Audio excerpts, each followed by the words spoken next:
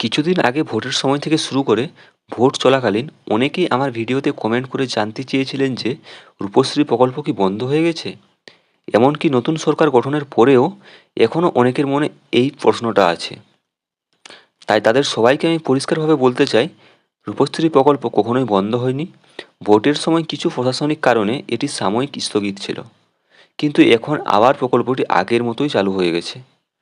তাই যারা যারা এই প্রকল্পের সুবিধা নিতে চান তারা নিশ্চিন্তে আবেদন করতে পারেন। হ্যালো গাইজ, আমি সৌরভ এবং আমার YouTube channel Sourav tips and ট্রিক্সের পক্ষ থেকে আপনাদের সবাইকে স্বাগত জানাই। বন্ধুরা, আজ আমি আপনাদের দেখাবো যে কিভাবে আপনারা রূপশ্রী প্রকল্পের ফর্ম পূরণ করবেন, তার সাথে আপনাদের কী কী ডকুমেন্টস লাগবে এবং ফর্মটি আপনারা কোথায় পাবেন এবং কোথায় গিয়ে তা জমা করবেন, টু জেড বলবো আজকের এই ভিডিওর মাধ্যমে। তো দেখুন বন্ধুরা, ফর্মটি আমি নিয়ে এসেছি এবং আমি এটি অলরেডি ফিল আপ করে নিয়েছি এবং আপনাদেরও আমি একদম সহজভাবে স্টেপ বাই স্টেপ বুঝিয়ে বলবো যে কিভাবে আপনারা এটা নিজেরাই পূরণ করতে পারবেন কারো সাহায্য ছাড়াই। দেখুন, এখানে লেখা রয়েছে রূপশ্রী প্রকল্প অ্যাপ্লিকেশন ফর্ম, আবেদনপত্র। এখানে দেখুন লেখা রয়েছে শুধুমাত্র ইংরেজিতে পূরণ করতে হবে, অর্থাৎ ইংরেজির বড় হাতের অক্ষরে আপনাদের পুরো ফর্মটা পূরণ করতে হবে। তারপর দেখুন ফর অফিস ইউজ অনলি, তো এইখানের এই পার্টটা আপনাদের ফিল আপ করার কোনো প্রয়োজন নেই। তো দেখে নিন, এখানে লেখা রয়েছে আবেদনকারীর বিবরণ, তো এই পার্টটা আপনাদের এবারে ফিল আপ করতে হবে। তো ফিল আপ করার শুরুতে আমি আপনাদের বলে দিই যে এখানে আপনারা একটা আবেদনকারীর রিসেন্ট তোলা পাসপোর্ট সাইজের ফটো আঠা দিয়ে লাগিয়ে নেবেন। তারপর দেখুন এখানে লেখা রয়েছে নাম, ব্যাঙ্ক অ্যাকাউন্টে যে নাম আছে সেই নামের বানান লিখুন, অর্থাৎ আবেদনকারীর ব্যাংকের পাসবইয়ে যে নামের বানান রয়েছে সেই বানানটা আপনাদের এখানে লিখে নিতে হবে। প্রথমে নাম, তারপর যদি মিডিল নেম থেকে থাকে মিডিল নেম, তারপর সারনেম বা টাইটেল, ঠিক আছে, এই অনুযায়ী আপনারা নামটা এখানে লিখে নেবেন। তারপর রয়েছে জন্মের তারিখ, অর্থাৎ আবেদনকারীর যে জন্ম তারিখ সেই জন্ম তারিখটা আপনাদের এইখানে লিখে নিতে হবে। তো রূপশ্রী প্রকল্পে আবেদনের ক্ষেত্রে আবেদনকারীর বয়স 18 বছরের ঊর্ধ্বে হতে হবে, তবেই সে রূপশ্রী প্রকল্পে আবেদনের সুযোগ পাবে। তারপর এখানে রয়েছে দেখুন প্রস্তাবিত বিবাহের তারিখ, তো এইখানে যে তারিখে বিয়ে হচ্ছে সেই তারিখটা এখানে আপনাদের লিখতে হবে। তারপর রয়েছে যে প্রস্তাবিত বিবাহ অনুষ্ঠানের ঠিকানা, তো এই সব পার্টটা আগের ফর্মে ছিল না, এই নতুন ফর্মে এই পার্টটা সংযোজন হয়েছে। তো বন্ধুরা, আপনারা যারা যারা রূপশ্রী প্রকল্পের ফর্ম ফিল আপ করছেন, তো আপনারা ভালো করে দেখে নেবেন যে আপনাদের ফর্মে এই পার্টটা রয়েছে কি না। অনেক ক্ষেত্রে পুরনো ফর্ম পূরণ করে জমা করলে আপনাদের ফর্মটি বাতিল হয়ে যেতে পারে, তাই এই জিনিসটা একটু আপনারা খেয়াল করবেন। তো দেখে নিন, এখানে প্রথমে কি রয়েছে যে অ্যাড্রেস, তো যেখানে আপনার বিবাহ হবে সেই জায়গার ঠিকানাটা আপনাকে এইখানে লিখতে হবে।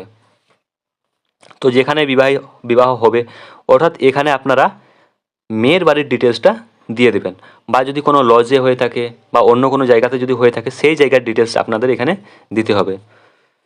দেখুন কী কী লিখতে হবে। প্রথম হাউস নম্বর যদি জানা থেকে থাকে লিখে দিতে পারেন, এটা না লিখলেও কোনো সমস্যা নয়। তারপর রয়েছে রাস্তার নাম, তো আপনার যেখানে বিয়ে হচ্ছে তার পাশ দিয়ে যে রাস্তা গিয়েছে সেই রাস্তার নামটা এখানে লিখতে হবে, বা সেই গ্রামের নামটা এখানে লিখে দিলেও হবে।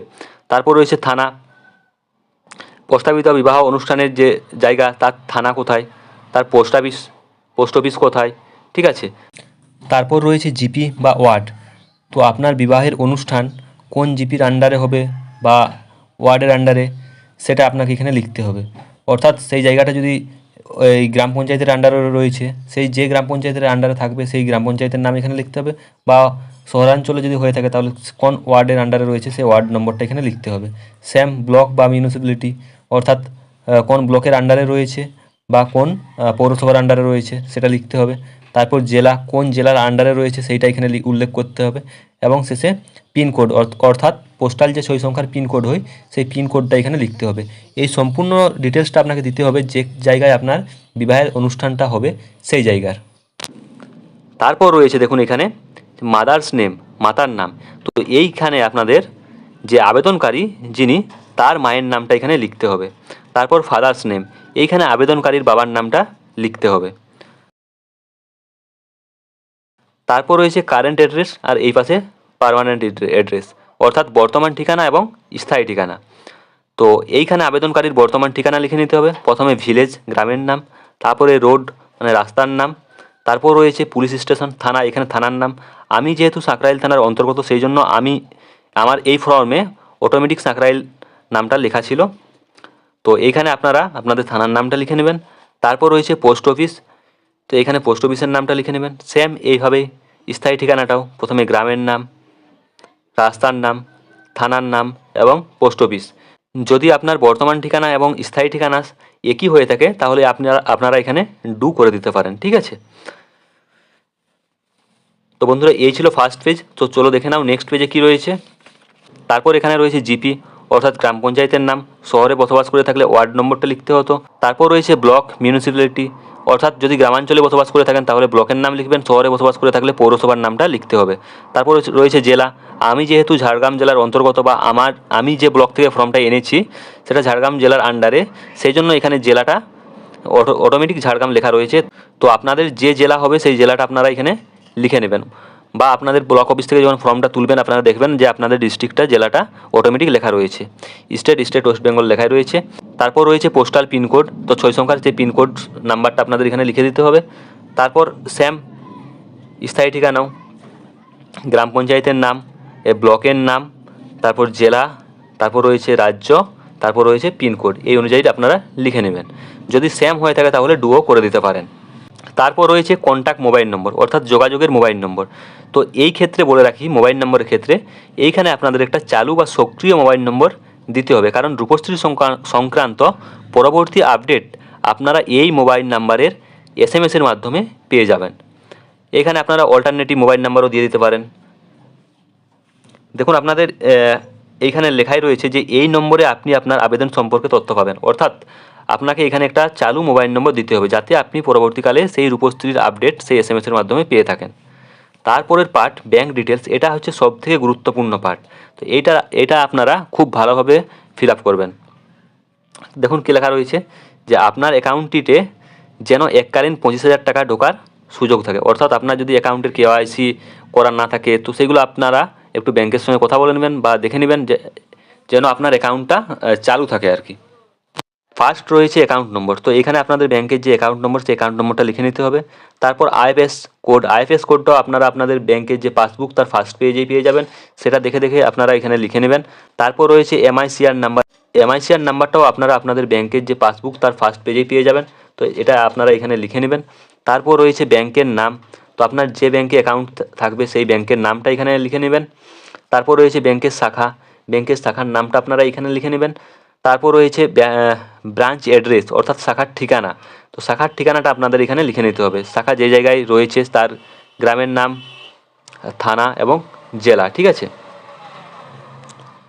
তো আপনাদের আবার বলছি যে এই ব্যাংকের পার্টটা আপনারা একটু ভালোভাবে লিখবেন।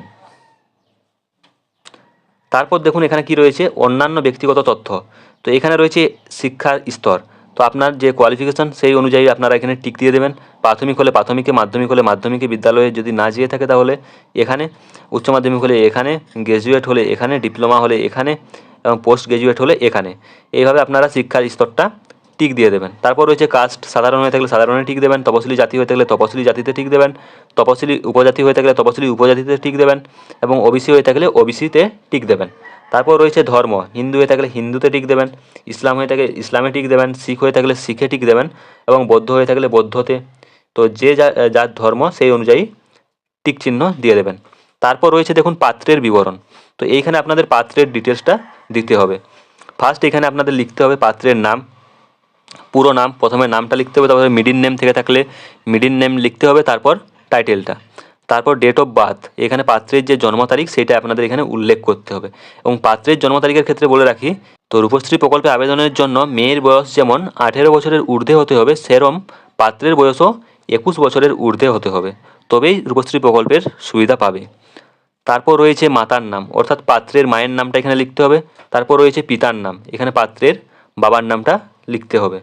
তারপর এইখানে পাত্রের রিসেন্ট তোলা পাসপোর্ট সাইজের একটা ফটো আঠা দিয়ে লাগাতে হবে, ঠিক আছে। এই ছিল সেকেন্ড পেজ।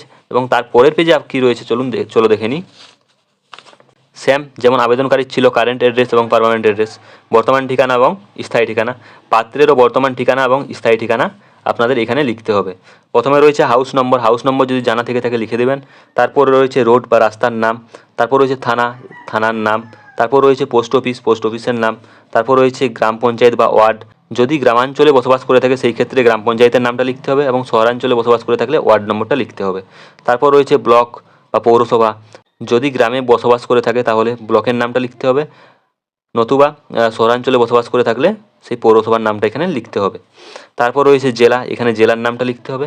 এখানে স্টেট অর্থাৎ রাজ্যের নামটা লিখতে হবে, এবং এইখানে পিনকোড অর্থাৎ পোস্টাল যে 6 সংখ্যার পিনকোড হয় সেই পিনকোডটা লিখে নিতে হবে। সেম স্থায়ী ঠিকানা যদি একই হয়ে থাকে তাহলে আপনারা ডু করে দিতে পারেন, অন্যথা ফিল আপও করতে পারেন। সেম রাস্তার নাম, থানা, পোস্ট অফিস, গ্রাম পঞ্চায়েত, ব্লক, জেলা, রাজ্য, পিনকোড এই অনুযায়ী, ঠিক আছে। তারপরে এখানে একটা ছোট্ট ডিক্লারেশন রয়েছে, দেখুন, ঘোষণা বা দাখিল করা কাগজপত্র। তো কী কী ঘোষণা করতে হবে, যে আমি অবিবাহিতা এবং প্রস্তাবিত বিবাহটি প্রথম বিবাহ, অর্থাৎ রূপশ্রীতে আবেদনের জন্য আপনাকে অবিবাহিত হতে হবে এবং প্রস্তাবিত বিবাহটা আপনার যেন প্রথম বিবাহ হয়। আমার পারিবারিক বাৎসরিক আয় 1.5 লক্ষ টাকার বেশি নয়, অর্থাৎ আমার বাৎসরিক আয় পরিবারের 1.5 লাখ টাকার বেশি নয়, তবেই আপনারা রূপশ্রী প্রকল্পের সুবিধা পাবেন। তারপর যে আমি পশ্চিমবঙ্গে বসবাসকারী, তো আপনাকে পশ্চিমবঙ্গের বসবাসকারী হতে হবে, নতুবা আমি পশ্চিমবঙ্গে জন্মগ্রহণ করেছি, যদি জন্মগ্রহণ করে থাকেন তাহলে এখানে টিক দেবেন। যদি গত 5 বছর ধরে পশ্চিমবঙ্গে বসবাস করেছি তবে এখানে টিক দেবেন, এবং আমার পিতা মাতা অভিভাবক পশ্চিমবঙ্গের স্থায়ী বাসিন্দা এখানে টিক দেবেন, ঠিক আছে। তো রূপশ্রী প্রকল্পের সুবিধা পাওয়ার জন্য আপনাদের পশ্চিমবঙ্গের বসবাসকারী হতে হবে, না হলে গত 5 বছর ধরে পশ্চিমবঙ্গে যেন বসবাস করেন, তবেই আপনারা রূপশ্রী প্রকল্পের সুবিধা পাবেন। তারপর আমার বয়স 18 বছরের ঊর্ধ্বে, যে কোনো একটি নথি জমা দিন। তো আপনার যে বয়স 18 বছরের ঊর্ধ্বে তার জন্য বয়সের প্রমাণপত্র হিসেবে আপনি কী কী ডকুমেন্টস দিতে পারেন।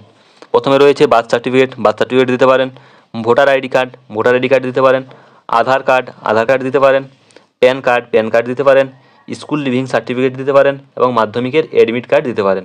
তো আপনার যেটা সুবিধা মনে হবে সেখানে টিক দিয়ে সেই ডকুমেন্টসের নাম্বারটা আপনাদের এখানে লিখতে হবে। যদি আপনারা আধার কার্ড দিয়ে থাকেন আধার কার্ডে টিক দেবেন, এবং আধার কার্ডের যে 12 সংখ্যার নাম্বার সেটা এখানে লিখতে হবে। তারপর কি রয়েছে দেখুন, আমার নিজের নামে একটি সচল ব্যাঙ্ক অ্যাকাউন্ট আছে। তো আপনারা রূপশ্রী প্রকল্পে আবেদন করলে যে রূপশ্রী প্রকল্পের সুবিধা অর্থাৎ 25,000 টাকা তো আপনার ব্যাঙ্ক অ্যাকাউন্টে ঢুকবে, সেই জন্য আপনার একটা ব্যাঙ্ক অ্যাকাউন্ট থাকতে হবে। তো আমার নিজের নামে একটি সচল ব্যাঙ্ক অ্যাকাউন্ট আছে, টিক দেবেন এখানে। সেই ব্যাংকের বইয়ের যে পাতাগুলিতে অ্যাকাউন্ট হোল্ডারের নাম, অ্যাকাউন্ট নম্বর, ব্যাংকের নাম, ঠিকানা, আইএফএসসি কোড, এমআইসিআর কোড এগুলো লেখা থাকবে, সেই পেজটা জেরক্স করে আপনাদের এই ফর্মের সাথে দিতে হবে। তারপর রয়েছে কি দেখুন, যে প্রস্তাবিত বিবাহের প্রমাণ হিসেবে আপনাদের নথি দিতে হবে। তো কী কী নথি আপনারা দিতে পারেন যে বিবাহের প্রমাণ হিসেবে, যে ম্যারেজ ইনভিটেশন কার্ড অর্থাৎ বিবাহের নিমন্ত্রণের কার্ড, বিবাহ নথিভুক্তকরণের নোটিশ অর্থাৎ ম্যারেজ রেজিস্ট্রি করলে যে নোটিশটা দেওয়া হয় সেই নোটিশটা। তারপর রয়েছে সেলফ ডিক্লারেশন অর্থাৎ একটা স্বঘোষণা। তো এইগুলো আপনারা আপনাদের বিবাহের প্রমাণ হিসেবে দিতে পারেন। তো চলো দেখে নাও তার নেক্সট পেজে কি রয়েছে। দেখুন তার পরের পার্টে কি রয়েছে, দেখুন তার পরের পেজে কি রয়েছে, I am submitting my Aadhaar number with following declaration. তো এখানে আমি আমার আধার নাম্বারটা দিচ্ছি, তো এখানে আপনাদের আধার নাম্বারটা লিখে নিতে হবে। তারপর এই পার্টটা আপনাদের ইংরেজিতেও রয়েছে এবং বাংলাতেও রয়েছে, তো আপনারা যেটা ফিল আপ করতে চান সেটাই করতে পারেন। তো দেখুন বাংলাতে কি বলা রয়েছে, যে আধার প্রমাণের জন্য সম্মতিপত্র, আমি আধার নম্বর, এইখানে আবেদনকারীর আধার নম্বরটা লিখে নিতে হবে। এর ধারক নারী ও শিশু বিকাশ এবং সমাজ কল্যাণ বিভাগ পশ্চিমবঙ্গ সরকারকে ইউআইডিএআই এর সাথে প্রমাণের জন্য আমার আধার নম্বর, নাম এবং আঙুলের ছাপ আইরিস ব্যবহার করার সম্মতি দিচ্ছি। নারী ও শিশু বিকাশ এবং সমাজ কল্যাণ বিভাগ পশ্চিমবঙ্গ সরকার আমাকে বলেছেন যে শুধুমাত্র রূপশ্রী প্রকল্পের ডাটাবেস প্রমাণের উদ্দেশ্যে আমার পরিচয় ব্যবহার করা হবে, এবং আরও বলেছেন যে আমার বায়োমেট্রিক সংরক্ষণ করা হবে না, কাউকে দেওয়া হবে না, এবং শুধুমাত্র প্রমাণের উদ্দেশ্যেই সিআইডিআর এ জমা দেওয়া হবে। তো আপনার যে আধার কার্ডের নম্বর এবং আপনার ফিঙ্গারপ্রিন্ট এগুলো কোনো কিছুই সংরক্ষণ করা হবে না, জাস্ট প্রমাণের জন্য নেওয়া হচ্ছে, সেটা একটা সম্মতিপত্র। এইখানে আপনাদের সিগনেচার করতে হবে, অর্থাৎ এইখানে আবেদনকারীকে একটা সিগনেচার করতে হবে, আধার নম্বর ধারকের স্বাক্ষর এবং আমার সম্মতি আছে, নিচে এখানে আবেদনকারীর নামটা লিখে দিতে হবে। তারপর রয়েছে দেখুন, আমার পাত্রের বয়স 21 বছরের বেশি এবং তার এবং তার দ্বারা প্রত্যায়িত বয়সের প্রমাণপত্র আমি এখানে দাখিল করছি। তো আপনার পাত্রের বয়সের প্রমাণপত্র হিসেবে আপনি কী কী ডকুমেন্টস দিতে পারেন দেখুন, এখানে রয়েছে যে জন্ম certificate, voter EPIC card, Aadhaar card, PAN card, school leaving certificate এবং মাধ্যমিকের অ্যাডমিট কার্ড। এতগুলো ডকুমেন্টসের মধ্যে যে কোনো একটি আপনি আপনার পাত্রের বয়সের প্রমাণের জন্য দিতে পারেন, ঠিক আছে। তো আপনি যে ডকুমেন্টসটা দেবেন সেখানে টিক দেবেন এবং তার নম্বরটা এখানে আপনারা লিখে নেবেন। উপরোক্ত কোনো তথ্য ভুল প্রমাণিত হলে তার জন্য আমি দায়ী থাকব। অর্থাৎ যে আমি যে সব তথ্য দিচ্ছি সেগুলো যদি কোনো ভুল প্রমাণ হয়ে থাকে তাহলে তার জন্য আমিই দায়ী হব। তো এখানে একটা আবার সিগনেচার অফ অ্যাপ্লিক্যান্ট অর্থাৎ আবেদনকারীর স্বাক্ষর, এইখানে বাম দিকে তারিখ, যে ডেটে আপনারা ফর্মটা জমা দেবেন সেই ডেটটা এখানে লিখতে হবে। এই ছিল এই পেজটা। চলো দেখে নাও নেক্সট পেজ কী রয়েছে। নেক্সট পেজে দেখুন আপনাদের এখানে লেখা রয়েছে যে ফর অফিস ইউজ অনলি। তো এই পার্টটা আপনাদের কিছু ফিল আপ করতে হবে না, এখানে জাস্ট আপনাদের উইটনেসটা ফিল আপ করতে হবে, এই যে উইটনেস নেম এবং অ্যাড্রেস। তো এইখানে আপনাদের যে সাক্ষী, রূপশ্রী প্রকল্প আবেদনের ক্ষেত্রে আপনার যে বিবাহ সত্যি হচ্ছে কি হচ্ছে না তার জন্য 5 জন সাক্ষীর প্রয়োজন। তো এইখানে উইটনেসদের নাম এবং অ্যাড্রেস লিখতে হবে। প্রথমে নামটা লিখে নেবেন, তারপর তাদের ঠিকানাগুলো লিখে নেবেন। এইভাবে 5 জন সাক্ষীর নাম এবং ঠিকানা লিখবেন এবং তাদেরকে এখানে সিগনেচার করাবেন এবং তার সাথে মোবাইল নম্বরটা লিখে দেবেন। তো এই পেজে আর কিছু করার প্রয়োজন নেই। তো দেখে নিন তারপরের পেজ। তো এই অ্যাকনোলেজমেন্ট স্লিপটা আপনাদের ফর্মটা জমা দেওয়ার সময় রিটার্ন দিয়ে দেবে, ঠিক আছে। তো চলো দেখে নাও নেক্সট পেজ কী রয়েছে। নেক্সট রয়েছে একটা স্বঘোষণাপত্র, ঠিক আছে। তো এই স্বঘোষণাপত্রটা আপনাদের দেখুন কীভাবে স্বঘোষণাপত্রটা লিখতে হবে। যে প্রথমে লেখা রয়েছে যে প্রতি মাননীয় সমষ্টি উন্নয়ন আধিকারিক, আমার যে ব্লক সেই ব্লকের নামটা লেখা রয়েছে। তো এই স্বঘোষণা পত্রে আপনাদের ব্লকের নামটাও লেখা থাকবে। আপনারা এই ফর্মটা কোনো অনলাইন দোকান থেকে বা ব্লক থেকে আনলে বা এটা আপনারা নিজে একটা অ্যাপ্লিকেশনের মতো লিখতে পারেন, ঠিক আছে। বিষয় রূপশ্রী প্রকল্পে সাহায্য পাইবার স্বঘোষণাপত্র।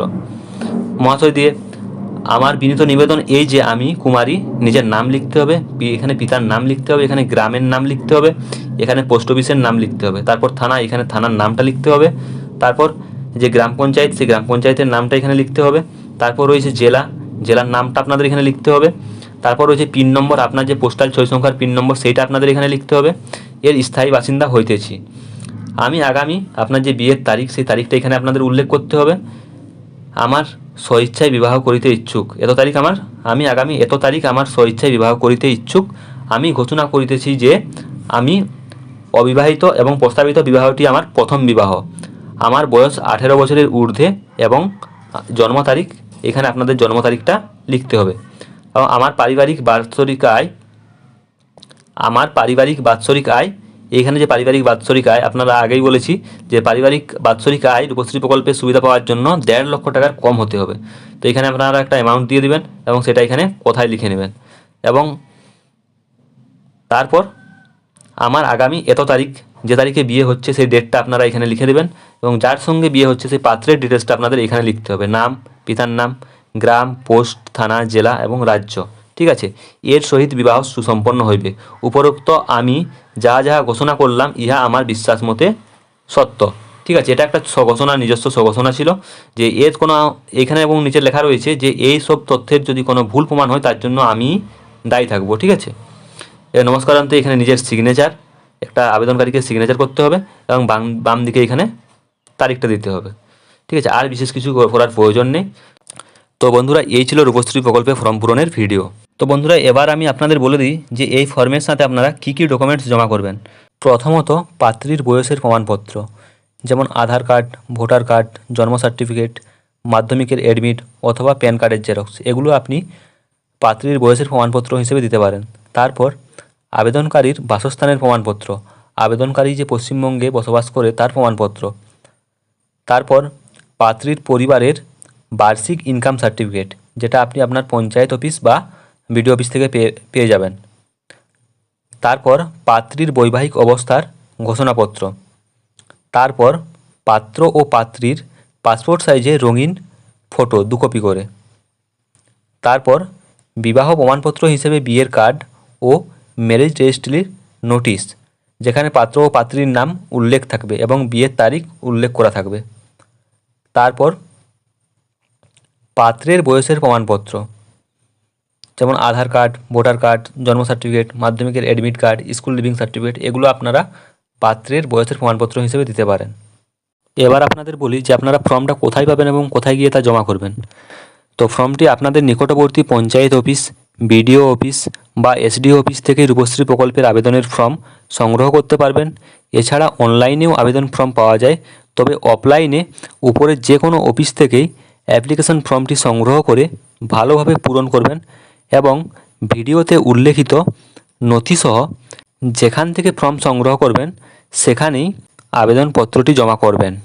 তো বন্ধুরা, ভিডিওটি ভালো লেগে থাকলে অবশ্যই লাইক, কমেন্ট এবং বন্ধুদের মধ্যে শেয়ার করে দিও এবং পরবর্তী এরকম গুরুত্বপূর্ণ ভিডিও দেখার জন্য অবশ্যই আমার চ্যানেলটি সাবস্ক্রাইব করে পাশের থাকা বেল আইকন প্রেস করে দিন এইরকম গুরুত্বপূর্ণ ভিডিও সবার প্রথমে দেখার জন্য।